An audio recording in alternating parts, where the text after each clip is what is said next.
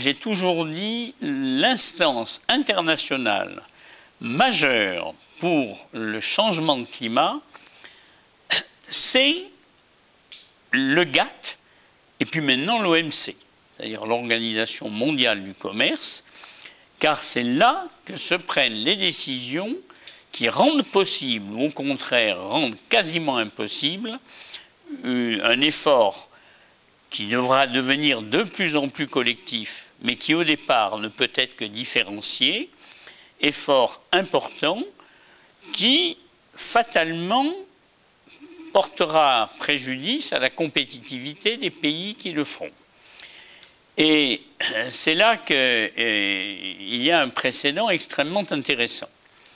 Dans ce protocole de Montréal, les Américains qui l'avaient rédigé, et qui ont réussi à le faire signer, avaient inclus une disposition qui était la suivante. Les pays signataires du protocole pourront restreindre sur leur territoire l'importation de produits élaborés par les pays non signataires avec l'aide de CFC. Alors, j'ai creusé un peu pour comprendre qu'est-ce qui se cachait derrière cet article. Ben, c'est très simple. C'est que toutes les denrées alimentaires conservées par la chaîne du froid étaient visées, ainsi que, et c'est encore plus important, ça a été le vrai déclic, ainsi que les composants électroniques, parce qu'à l'époque, on ne savait nettoyer, il faut des puretés de nettoyage de surface extraordinaires, on ne savait nettoyer la surface des composants électroniques qu'avec des solvants au CFC. Et la Chine, qui était le leader des opposants au protocole de Montréal, a débarqué un matin en disant « on a compris, on signe ». Voilà. Bon. Eh bien, vous regardez maintenant les deux grandes conventions internationales sur le climat. La Convention de Rio et la Convention de Kyoto.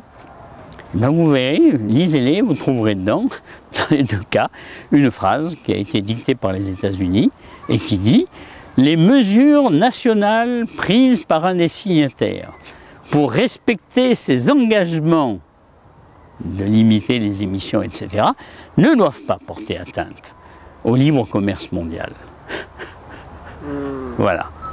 Bon, eh bien, je dis, l'Europe, si elle se remet à réfléchir au problème de changement de climat comme elle le faisait pendant les 6 ans où j'étais en charge du dossier, l'Europe doit dire, eh bien, l'OMC doit prévoir une disposition qui permette des droits de douane compensatoires perçus par les pays qui engagent un effort que d'autres ne font pas pour protéger cette fois-ci l'environnement global. Tout le monde souhaitera et souhaite que les pays en voie de développement, les pays émergents, car ils se développent fort heureusement pour la plupart d'entre eux de plus en plus vite, entrent dans le jeu de l'économie de CO2.